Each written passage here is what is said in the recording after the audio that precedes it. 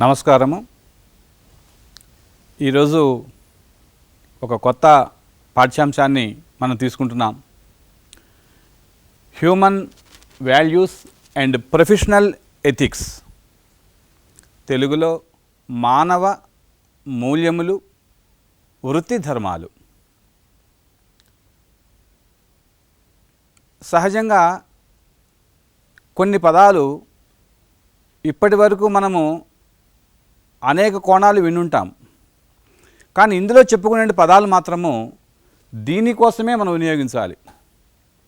మరొక దానికి వినియోగిస్తే అర్థం మారుతుంది. కాబట్టి దయచేసి డిక్షనరీ మీనింగ్ కానీ మరొక అర్థం కానీ మీరు తీసుకోకుండా మేము చెప్పేటువంటి ఈ భాగంలో ఉండే అర్థాలని తీసుకున్నట్లయితే మనకు సులభంగా ఇది అర్థమవుతుంది. విద్య అంటే మానవ ఆచరణీయమైనటువంటిది. మనం ఏదైతే అనుసరిస్తామో దానికి అనుగుణంగా విద్య ఉండాలి. గమనించండి, మనం చదివినటువంటి విద్య మనం అనుసరించడానికి ఉపయోగపడుతుందా? ఎవరైనా సరే ఒకటి చదువుకుంటున్నాము, ఒక ఉద్యోగం చేస్తున్నాం, ఏదో చదువుతున్నాము, ఏదో ఉద్యోగం చేస్తున్నాం. కాబట్టి ఇక్కడ సంబంధం లేకుండా మనకు కనబడుతున్నది. కనుక విద్య అనేటువంటిది మానవ ఆచరణీయంగా ఉండాలి. మనం అనేక రంగాల్లో అభివృద్ధి చెందామండి. టెక్నాలజీలో, సైన్స్లో, మెడిసిన్లో, మేనేజ్మెంట్లో వగైరా వగైరా. ఇన్ని అభివృద్ధి చెందినప్పటికీ కూడాను దానికి అనుగుణంగానే మన యొక్క కోరికలు కూడా అభివృద్ధి చెందుతూనే ఉన్నాయి. అంటే ఈ కోరికలు ఏ రకంగా ఉన్నాయి? భౌతిక రూపంలో ఉన్నాయి. ఫిజికల్ ఫెసిలిటీస్ పెరిగే కొద్దీ కూడా మన కోరికలు కూడా పెరుగుతూనే ఉన్నాయి. పోనీ ఇన్ని కోరికలు పెరుగుతున్నా కూడా మనం ఆనందంగా ఉంటున్నామా, సుఖంగా ఉంటున్నామా అని ఒకసారి ప్రశ్నించుకున్నాం అనుకోండి, మనకు అనిపిస్తుంది సుఖంగా లేము అని. సరే, ఎవరైనా సుఖంగా ఉన్నామని అనుకోండి, నిరంతరము సుఖంగా ఉంటున్నావా అని ప్రశ్నిస్తే మళ్ళీ లేదు అనే సమాధానం వస్తుంది. కొంత సమయం సుఖంగా ఉన్నాము, కొంత సమయం సుఖంగా లేము అనేటువంటి అర్థాలు వస్తాయి. ఒకసారి మనము ఈ యొక్క విషయాన్ని గమనించినట్లయితే ప్రాస్పారిటీ అండ్ హ్యాపీనెస్, నేను, బాడీ, ఈ రెండు తీసుకున్నట్లయితే నేనులో సెల్ఫ్, నేను అంటే సెల్ఫ్గా తీసుకుందాం. ఇదే పదం తీసుకోండి, సెల్ఫ్గానే తీసుకోండి, లేకపోతే ఐగా తీసుకుందాం. శరీరం అంటే బాడీ. శరీరము ఏం కావాలి? సంతోషం అంటే సుఖంగా అనుకుందాం, అంటే హ్యాపీనెస్. శరీరానికి ఏం కావాలి? భౌతిక సౌకర్యాలు కావాలి. ఇది నీడ్ అన్నమాట. ఇన్ టైం ఈ యొక్క సంతోషము, సుఖం అనేటువంటిది నిరంతరం కావాలా, కొద్ది సమయం కావాలా? నిరంతరం కావాలని కోరుకుంటాం. కానీ బాడీకి ఏదైతే ఉందో, శరీరానికి ఏదైతే ఉందో, ఈ యొక్క భౌతిక సౌకర్యాలు తాత్కాలికంగా ఉంటాయి. నిద్రపోతున్నాము పరుపు మీద, ఎప్పుడు పరుపు మీద పడుకుంటూ నిద్రపోతుంటామా? కొన్ని సమయాల్లో మనము నేల మీద పడుకుంటుంటాం. లేదా డ్రైవ్ చేస్తున్నాము, ఎప్పుడు డ్రైవింగ్లో ఉంటామా? కాబట్టి ఈ భౌతిక సౌకర్యాలు ఏవైతే ఉన్నాయో అవి తాత్కాలికమే, నిరంతరం ఉండవు. ఇన్ క్వాంటిటీ, వీటికి పరిణామం తీసుకున్నాను అనుకోండి, డస్ నాట్ అప్లై. ఇది సంతోషము ఒక పద్ధతి ఏమైనా ఉన్నదా? ఇదిగో ఇంత రూపంలోనే తీసుకుంటాము, ఇంత నాకు పరిణామం కావాలి, ఇంత క్వాంటిటీ కావాలి ఉంటుందా? లేదు.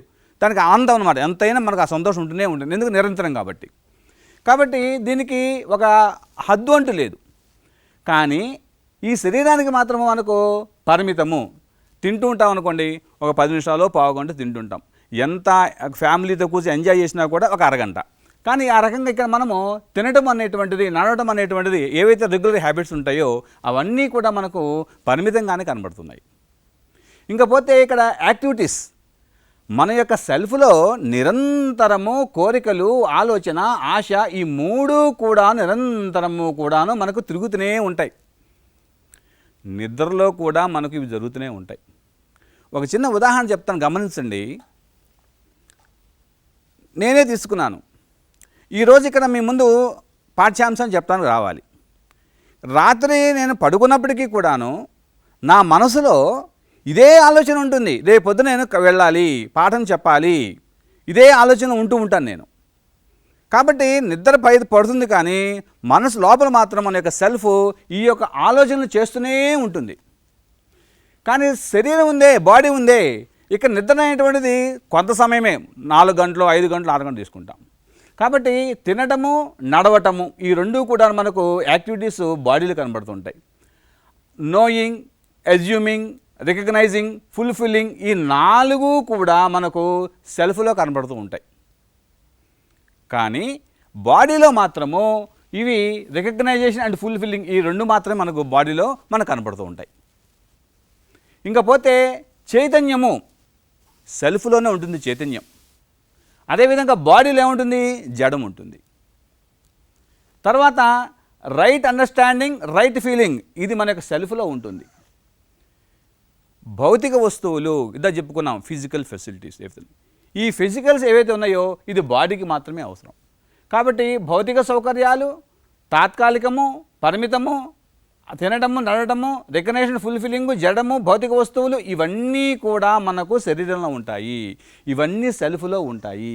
ఇవి నిరంతరము సాగుతూనే ఉంటాయి. దీనికి సమయం అంటూ లేదు. కాబట్టి ఈ రకంగా మనము ఇక్కడ మన విషయాన్ని గ్రహించుకుంటూ ఉంటాం. ఇంకపోతే విద్యకు వద్దాం. ఇందాక అనుకున్న మానవ అనుచరణకి విద్య అని. విద్యలో అనేక రకాలైనటువంటి సమస్యలు మనం ఇక్కడ ఎదుర్కొంటున్నాం. ఏం సమస్యలు ఎదుర్కొంటున్నాము? ఒక 20 సంవత్సరాల పాటు విద్యార్థి పాఠశాలలో, కళాశాలలో, విశ్వవిద్యాలయాల్లో చదువుకుంటూ ఉంటాడు. విశ్వవిద్యాలయం నుంచి బయటకు వచ్చిన తర్వాత అతనికి కన్ఫ్యూజింగ్ స్టేట్లో ఉన్నాడా, క్లారిటీ స్టేజ్లో ఉన్నాడా? వీటి పరిశీలించినట్లయితే మనకు అనిపిస్తుంది కన్ఫ్యూజింగ్గా ఉన్నాము అని. ఏంటి కన్ఫ్యూజింగు? బయటికి వెళ్ళిన తర్వాత నేను ఏం చేయాలి? ఈ కన్ఫ్యూజింగ్ ఎందుకు వచ్చింది? కారణం ఏమిటి అన్నట్లయితే దీనికి సమాధానము అనేక రకాలను చెప్పుకుంటాం. వ్యక్తిగతంగా, కుటుంబపరంగా, సమాజపరంగా, ప్రకృతిపరంగా. వీటిని మనము harmony in human being, harmony in family, harmony in society, harmony in nature and entire existence. వీటితో కానీ మనం సమన్వయం నడుచుకున్నట్లయితే అనేక రకాల సమస్యలు తీరుతాయి. కానీ వీటితో మనము కోఎగ్జిస్టెన్స్ కాలేకపోతున్నాం. ఎందుకు కాలేకపోతున్నావు? అనేక రకాలైనటువంటి ప్రీ కండిషన్స్ మనలో పనిచేస్తున్నాయి. ఒక విషయం చెప్తాను చూడండి. తెలుగులో మనకు సామెత ఒక చక్కటి శ్లోకం ఉంది. వినదగునెవ్వరు చెప్పినా వినినంతన వేగపడక వివరింపదగున్, కనికల్ల నిజము తెలిసిన మనుజుడేపో ధన్యుడు సుమతి, నీతిపరుడు సుమతి. ఇలాగ మనకు పద్యం ఉన్నది. కానీ మనము మొట్టమొదటి టాపిక్ వదిలేస్తున్నాం. ఏంటి వదిలేసాము? ఏది చెప్పినా వినాలి అనేటువంటిది మర్చిపోతున్నాము. ఒకవేళ దాన్ని గుర్తించడం కూడా మర్చిపోతున్నాం. కానీ ఈ రెండూ కూడా మనలో ఉండాలి. కానీ మనం ఏం చేస్తున్నాం అంటే బయట వాళ్ళని పరిశీలించుకుంటున్నాము, నిన్ను నువ్వు పరిశీలించడం మర్చిపోతున్నావు. ఒక పెద్ద చెట్టు ఉన్నదండి. మనం దాన్ని చిన్నప్పుడే మనం నాటాం. అది చక్కగా పెరుగుతూ ఉన్నది. ఆనందపడుతున్నావు. అహో ఇవాళ మొక్క వచ్చి మనం విత్తనం వేసాము, మొక్క వచ్చింది, పెరిగింది, కాండమైంది, పెద్దదైంది, చిన్న చిన్న కాయలు కాసింది, ఆనందంగా ఉంది. ఇంకొద్ది పెద్దదైంది, అది 1000 మీటర్ల పొడుగు పెరిగింది, బాగుంది. కాబట్టి బయట దాన్ని చూసి ఆనందపడుతున్నావు. నీకు కోపం వచ్చింది. ఈ కోపం వచ్చినప్పుడు లోపల ఈ కోపం నాకు ఎందుకు వచ్చింది అని పరిశీలించుకుంటున్నావా? ఎవ్వరము పరిశీలించుకోవట్లేదు. పరిశీలించుకున్నావు, బయట పరిశీలించావుగా, చెట్టు ఎలా పెరిగింది, ఎన్ని రోజులు పెరిగింది, ఎన్ని కాయలు కాసింది, గత సంవత్సరం ఎంత మనకు లాభం వచ్చింది, ఈ సంవత్సరం ఎంత లాభం వచ్చింది, ఇన్ని మనం లెక్క వేసుకుంటున్నాము. కోపం ఎందుకు వచ్చింది, ఎవరి వల్ల వచ్చింది, నా వల్ల వచ్చిందా, నేనేం చేశాను, దీని తగిన మార్గం ఏమిటి, నేను ఆలోచించామా? ఆలోచించుకోవట్లా. కాబట్టి సెల్ఫ్ గురించి మనం ఆలోచించుకోవడం మానేశాం. ఎంతసేపటికి ఎక్స్టర్నల్ ఏదైతే ఉందో దాని గురించి ఆలోచన చేస్తున్నాం. అందుకనే ఇప్పుడు ఈ పాఠ్యాంశాలు మనం చెప్పే విషయం ఏంటంటే, మనం బోధన చేస్తున్నామంటే మనకు మనము పరిశీలించుకుంటూ ఉండాలి. పరిశీలించుకుంటూ విషయాన్ని బోధించినట్లయితే క్లారిటీ వస్తుంది. విద్యార్థులు కూడాను పరిశీలించుకుంటూ అభ్యసించాలి. అధ్యాపకులైన మనము పరిశీలించుకుంటూ అభ్యసిస్తూ బోధన చేయాలి. అప్పుడు మాత్రమే మనకు క్లారిటీ వస్తుంది, వివరంగా అది చెప్పగలుగుతాం. కాబట్టి విద్యలో ఈ రకంగా మనము అభ్యాసం చేయాలి. జీవనానికి ఉపయోగపడే విధంగా విద్య ఉండాలి. ఇది మన యొక్క కాన్సెప్ట్గా తీసుకుందాం. జీవన విద్య అని అంటున్నాము, కానీ తెలుగులో దీన్ని మానవ మూల్యములు మరియు వృత్తి ధర్మాలు, ఈ జీవన విద్య అనే పదము హిందీలో ఉపయోగించారు, అదే ఇక్కడ ఉపయోగించడం జరిగింది. కానీ తెలుగులో మాత్రం ఆ రకంగా రాసుకోవాలి. దయచేసి అధ్యాపకులకి విద్యార్థులకి చిన్న సూచన ఏంటంటే, ఒక తెల్ల కాగితం తీసుకొని పెన్ను తీసుకొని కొన్ని విషయాలు రాసుకుంటూ ఉన్నట్లయితే అవి గుర్తు ఉంటాయి. ఎందుకంటే కొన్ని పదాలు డిక్షనరీలో ఉండవు కాబట్టి అవి మనం రాసుకోవడం మంచిదిగా ప్రయత్నం చేద్దాం. కాబట్టి ఆ రకంగా మూల్యములు అంటున్నాం. మూల్యములు మొత్తము 30 మూల్యాలు ఉన్నాయండి. 30 మూల్యాలు. జీవన మూల్యములు ఇవి 4, మానవ మూల్యములు 6, స్థాపనా మూల్యములు 9, శిష్టా మూల్యములు 9, ఇంకపోతే వస్తు మూల్యములు 2. ఈ మొత్తం కలుపుకుంటే 30 మూల్యాలు ఉన్నాయి. ఈ 30 మూల్యాలు మనం తెలుసుకొని పనిచేస్తున్నామా? తెలుసుకుని కానీ పనిచేసినట్లయితే అందరము కూడా సంతోషంతో, ఆనందంతో, శాంతిగా, హాయిగా ప్రపంచం మొత్తం ఉంటుంది. ప్రపంచాన్ని సుఖంగా ఉంచాల్సింది ఎవరు? పశువుల, చెట్ల, ప్రకృతి? అంటే ప్రపంచంలో శాంతి కావాలంటే మన యొక్క ప్రవర్తన ద్వారా శాంతి ఉంటుంది. మరి ఈ శాంతి మన కుటుంబాల్లో కనబడుతుందా, మన సొసైటీలో కనబడుతుందా అని గమనించినట్టయితే చూడండి, మొట్టమొదటి మనం ఒక వ్యక్తిగతంగా తీసుకున్నాం. వ్యక్తిగతంగా తీసుకున్నట్లయితే మనలో ఒక రకమైన ప్రెషర్ ఉంటుంది. చదువుకోవాలి, పరీక్షలు రాయాలి, ఒత్తిడి, అశాంతి, నిరాశ, కోపము, ఎందుకు చేస్తున్నామో తెలియదు. ఇలాగా మనలో అనేక రకాలు. ఒక దశలో ఇప్పుడు విద్యార్థుల మీద ఒత్తిడి పెరిగిపోయి ఆత్మహత్య చేసుకుందామా, ఇది వ్యక్తిగతంగా సెల్ఫ్ ఒక వ్యక్తి అనుకుంటుంటాడు, హ్యూమన్ బీయింగ్. కుటుంబాల్లో చూడండి, కుటుంబాల్లో చూస్తే ఏమవుతుంది, ఒకరిని చూస్తే ఒకరికి ఈర్ష్య, ద్వేషం. వాడు ఎక్కువ సంపాదించుకున్నాడు, నేను తక్కువ ఒక కుటుంబంలో సంపాదించుకున్నాడు. అదేవిధంగా వరకట్న సమస్యలు సమాజపరంగా చూసినట్లయితే, అవినీతి, లంచగొండితనం, ఇది సమాజంలో కనబడుతున్నాయి. ఇంకపోతే మనకు న్యాచురల్గా చూసినట్లయితే, ప్రకృతి పరంగా చూసినట్లయితే, ప్రకృతి మనం సహకరిస్తున్నామా? సహకరించట్లేదు. భూమి వేడెక్కిపోతుంది. కారణం ఎవరు? భూమే, మనమా? వాతావరణ కాలుష్యం, సకాలంలో వర్షాలు పడటం లేదు.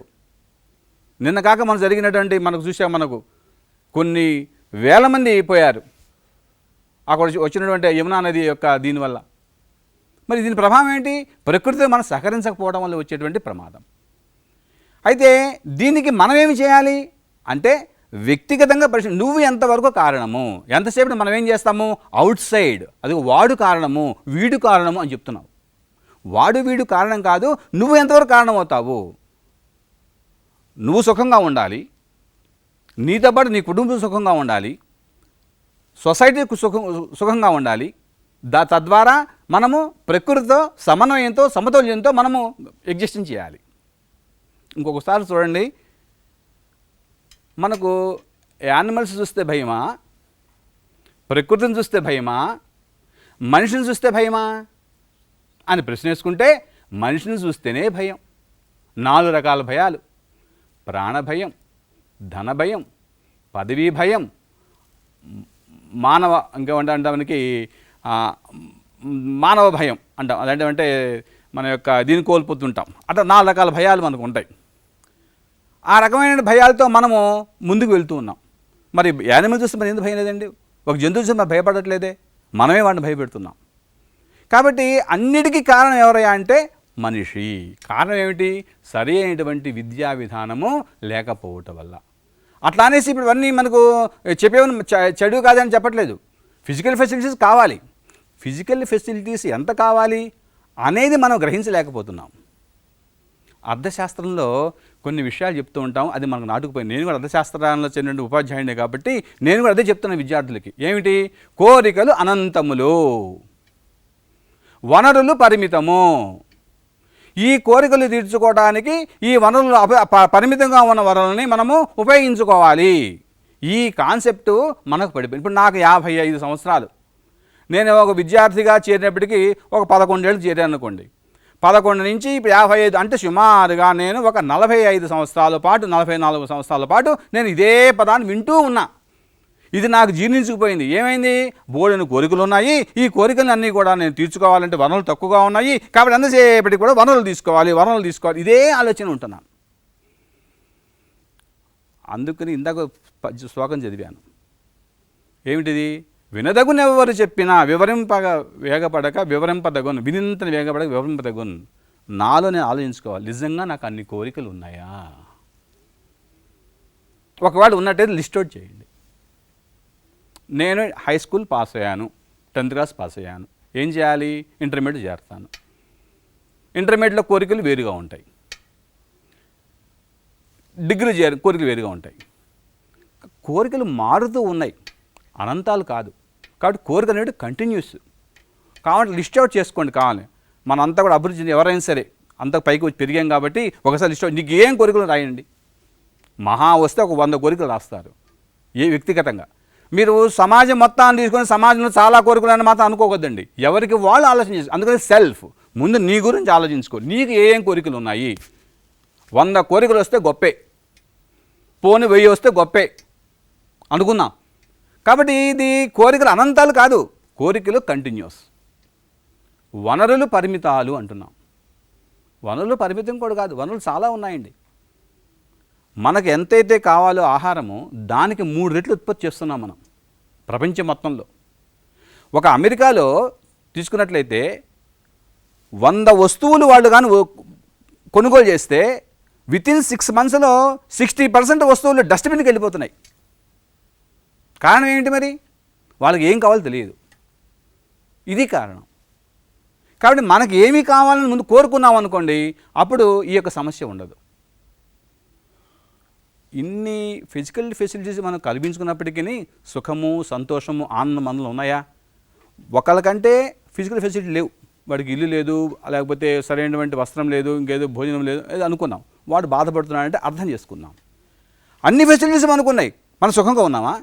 సుఖము లేదు, శాంతి లేదు, దుఃఖము, నిరాశ, నిస్పృహ. కారణం ఏమిటి? ఇది. అంత పెద్ద పెద్ద చదువులు చదివిన వాళ్ళు కూడాను అవినీతికి, లంచగొండ ఎందుకు కారణమవుతున్నారు? వాళ్ళకి ఏమి కావాలో తెలియకపోవటమే. ఇందాక చెప్పుకున్నామే, అలాగ సంపాదించుకుంటూ పోతూనే ఉండాలి. ఎంత సంపాదించాలి ఏమిటంటే వాళ్ళు తెలియకపోవటమే, గ్రహించలేకపోవటమే. కాబట్టి మనం ఇక్కడ గ్రహించాల్సింది ఏమిటంటే, ఎంత వస్తువు ఉత్పత్తి చేసుకోవాలి, ఎంత కోరుకోవాలి, ఎవరైనా పంపిణీ చేయాలి, ఈ విషయంలో మాత్రము ముందు నీ గురించి నీకేమి కావాలి ఆలోచించుకోవాలి. నీ కుటుంబానికి ఏం కావాలి? నువ్వు సంతోషంగా, ఇందాక చెప్పుకున్నట్టుగా నువ్వు సంతోషంగా ఉండాలి అన్నట్లయితే ఏం చేయాలి? ఇక్కడ భౌతిక సౌకర్యాలు అంతా ఉపయోగించుకోవాలి అని. ఇక్కడ చూడండి, సమృద్ధి, సుఖము, ఇది ఒకటి ఉంది. స్వయంలో నీకేం కావాలి? సమాధానం కావాలి. సమాధానం ఉన్నదా నీకు? సమస్య ఉన్నది. సమాధానం బదులు సమస్య ఉన్నది. ఇందాక చెప్పుకున్నామే, 20 సంవత్సరాల పాటు విద్య పూర్తి చేసుకున్నాడు, ఏం చేస్తావు? సమాధానం ఉందా? లేదు. ఏం చెయ్యాలి అనే సమస్య ఉన్నది. శరీరంలో ఏం కావాలి నీకు? ఆరోగ్యం కావాలి. ఇన్ని భౌతిక సౌకర్యాలు నువ్వు కల్పించుకున్నప్పటికీ కూడాను నీకు శరీరానికి ఏం కావాలి? ఆరోగ్యం కావాలి. కానీ ఆరోగ్యం ఉందా ఇక్కడ? అనారోగ్యం ఉంది. చిన్న పిల్లవాడి దగ్గర నుంచి మొదలవుతున్నాయి, బీపీ వచ్చినాయి, షుగర్ వచ్చినాయి అంటున్నారు. వాడి వయసు ఎంత అంటే 12 ఏళ్ళు. ఎలా ఉండాలి? వాడికి బీపీ షుగర్ ఏంటండి? కాబట్టి ఇక్కడ ఆరోగ్యం ఉండాల్సింది, అనారోగ్యం ఉంది. కుటుంబంలో ఏముండాలి? న్యాయం ఉంది, కానీ అన్యాయం జరుగుతోంది. గమనించండి ఎంత అన్యాయం జరుగుతుందో కుటుంబాలలో. ఇంకపోతే అభయము, భయము ఎక్కడ ఉండాలి? సమాజంలో అభయం ఉండాలి, కానీ భయం ఉంది. సమాజం చూస్తే మన భయం, అమ్మో ఎవడొస్తారో దొంగతనాలు, తలుపులు వేసుకోవాల్సిందే. 4 రోజులు ఊళ్ళో లేకపోతే దొంగతనం జరుగుతుందేమో, పోలీసు స్టేషన్కి వెళ్ళి కంప్లైంట్ చేసుకోవాలి. ఇట్లాగా అనేక రకాలుగా మనం ఆలోచన చేస్తూ ఉంటాము. కాబట్టి సమాజంలో అభయం బదులు భయం ఉన్నది. ప్రకృతితో మనం సహకరిస్తున్నామా? లేదు. ఆధిపత్యం కోసం ప్రయత్నం చేస్తున్నాం. ప్రకృతితో మనం దాన్ని డామినేట్ చేయడం కోసం ప్రయత్నం చేస్తున్నాం. అందువల్ల సమస్యలు ఏర్పడుతున్నాయి. కాబట్టి ఉండవలసినవి ఉండకుండా ఇవి జరుగుతున్నాయి. దీనివల్లనే మనకు ఇన్బ్యాలెన్స్ ఏర్పడుతుంది. దీన్ని మనం మార్చుకోవడానికి ప్రయత్నం చేయాలి. ఏం చేయాలి? మనకు దీనికి కారణము ఒక విద్యారంగమే. మరి ఏది కూడా సబ్స్టిట్యూట్ కాదండి. విద్యారంగం ద్వారానే జరగాలి. ఇప్పుడు ఇందాక చెప్పినట్టుగా ఈ human values and professional ethics అనేటువంటిది ఇప్పుడు మనకి డిగ్రీలో పెట్టారు. గత 10 సంవత్సరాల క్రితం ఐఐటీలో IIITలో కూడా వీటి ప్రవేశపెట్టారు. మనకు పెట్టి కారణం ఏమిటంటే చిన్న లో లెవెల్ ప్రవేశపెట్టాల్సి కదా, మనకెందుకు ప్రవేశపెడుతున్నారు అంటే రాబోయేటువంటి 5-6 సంవత్సరాల్లో వీళ్ళు సమాజంలో ఈ విద్యార్థులు పేరెంట్స్గా తయారవుతారు, కొత్త జనరేషన్కి కారకులు అవుతారు. రెండవది ఫ్యామిలీస్ ఏర్పడడం కాకుండా సమాజంలో ఏదో ఒక వృత్తిలో వీళ్ళు నియమించబడతారు. కాబట్టి వృత్తి ధర్మాలు, అందుకే మనం చెప్పుకున్నాం ప్రొఫెషనల్ వాల్యూస్ అనుకున్నాం. వాళ్ళకు వృత్తి ధర్మాలు నెరవేర్చుకుంటారు. హ్యూమన్ వాల్యూస్, మానవ మూల్యాలు ఏవైతున్నాయో వాటిని నెరవేర్చుకుంటారు. కాబట్టి 20 సంవత్సరాలు 22 సంవత్సరాల పిల్లలకు కానీ మనం కానీ బోధిస్తున్నట్లయితే దీని యొక్క ఫలాలు రాబోయేటువంటి 5-6 సంవత్సరాల్లో కనబడతాయనే ఉద్దేశంతో మనకు ప్రవేశపెట్టారు. కాబట్టి ఈ సమస్యల నుంచి మనం బయటపడాలి. మనకి ఇది కావాలి, ఇది వద్దు, మనకు ఈ రెండు ఉండాలి. కాబట్టి వీటిని ఎంతవరకు కోరుకోవాలి, ఇవి ఆలోచన చేసుకుంటూ ఉండాలి. కాబట్టి మనకేం కావాలి? నాలెడ్జ్ కావాలి, జ్ఞానం కావాలి. ఇది జ్ఞానం. ఏమిటి జ్ఞానం? ఎలా వస్తుంది? జ్ఞానాలు మనకు 3 రకాలు ఉంటాయి. ముందు డేటా బేస్డ్. డేటా అనే దానికి ఇక్కడ మనకు సరి అయిన అర్థము లేనిది. కంప్యూటర్ యుగం కదండి, అందరం కంప్యూటర్ ఆపరేట్ చేస్తాం. ఫేస్బుక్ లేకపోతే ఈమెయిల్స్ ఏదో జీమెయిల్ ఓపెన్ చేస్తాం. మన యొక్క మెయిల్ అడ్రస్ కొడతాం, పాస్వర్డ్ అడుగుతుంది, టకటకా కొట్టేస్తాం.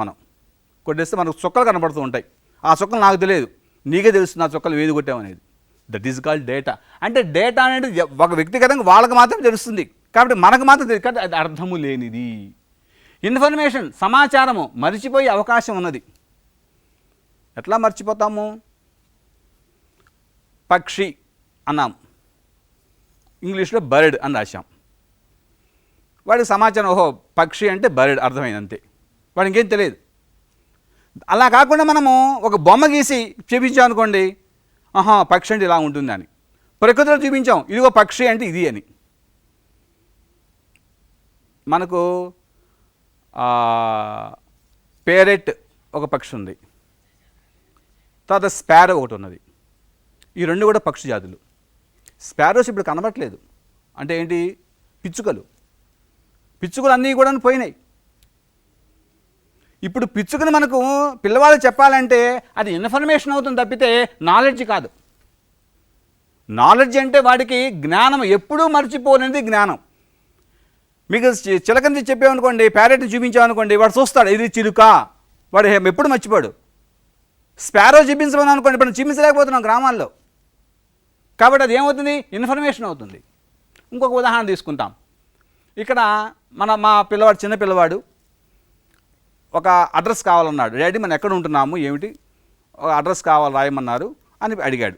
5వ తరగతి పిల్లవాడు అన్నప్పుడు వాడికి అడ్రస్ చెప్పాలి. వాడు ఏం చేస్తున్నాడు?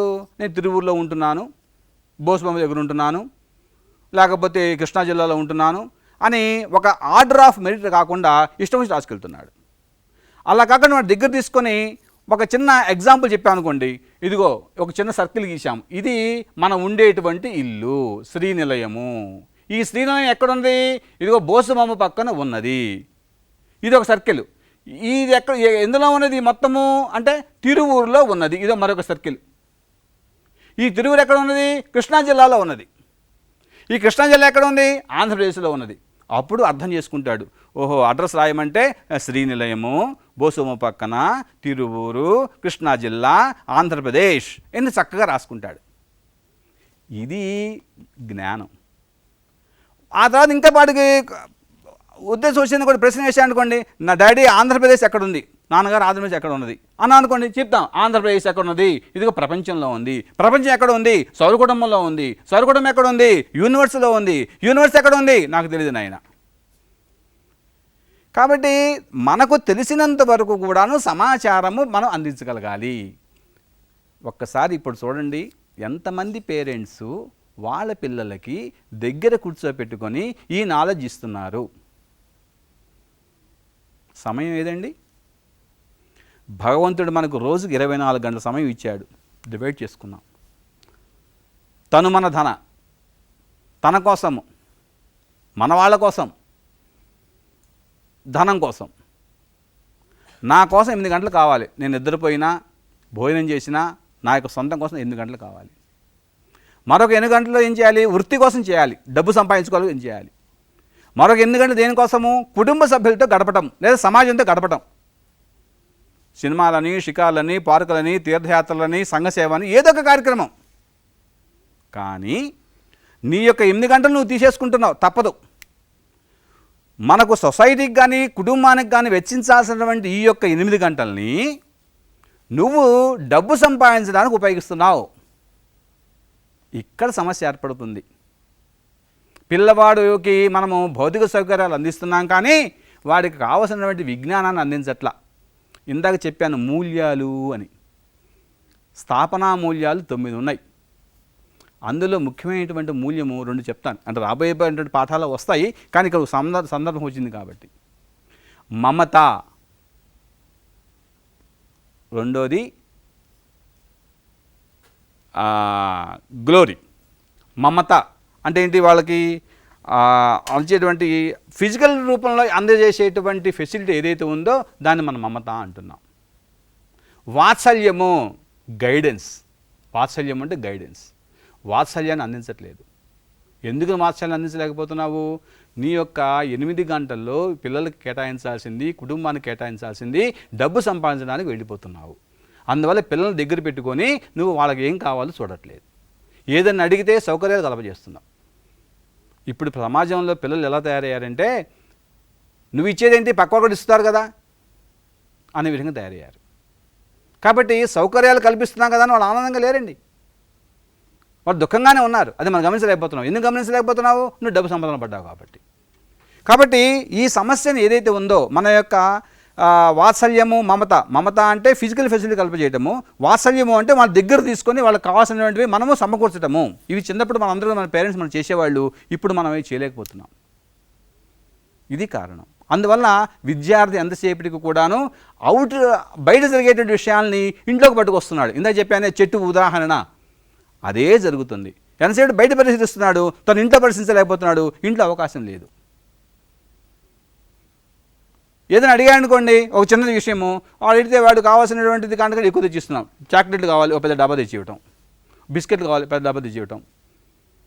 పుట్టినరోజు వచ్చింది, బ్రహ్మాండం కేకులు తయారు చేయడము, 10 మంది పెట్టడం అయిపోయింది. డబ్బు ఖర్చు పెడుతున్నాం. ఇదే మనము వాడికి అందిస్తున్నాం అనుకుంటున్నాం. ఇదే మన కేర్ అనుకుంటున్నాం, వాత్సల్యం అనుకుంటున్నాం. కానీ వాత్సల్యం వేరు, కేర్ వేరు.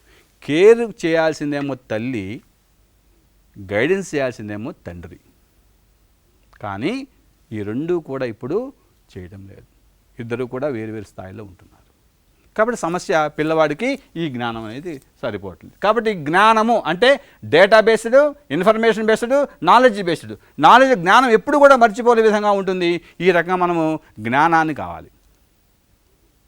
ఈ జ్ఞానం దేనికి ఉపయోగపడుతుందండి అన్నట్టయితే, జీవన విద్యలో 3 రకాలు, కోఎగ్జిస్టెన్స్ ఇన్ 3 ఆర్గనైజేషన్స్ విద్యారంగంలో మనకు కనబడుతుంది. చూడండి, ఇందులో శిక్షా సంస్కారము, ప్రభుత్వము, పరిశ్రమ, ఈ 3 కలిస్తేనే సమాజము. సమాజంలో విద్య కావాలి. సమాజం విద్య కావాలంటే ఎవరు అందిస్తారు? ముందు వాళ్ళకి శిక్షా సంస్కారం ద్వారా అందిస్తారు. శిక్షా సంస్కారం ఎక్కడ దొరుకుతుంది? కుటుంబంలో దొరుకుతుంది. తర్వాత విద్యాలయాల్లో, పాఠశాలలో, కళాశాలలో, విద్యాలయాల్లో దొరుకుతుంది శిక్షా సంస్కారము. శిక్షణ అనేటువంటిదేమో బయటికి కనబడేటువంటిది.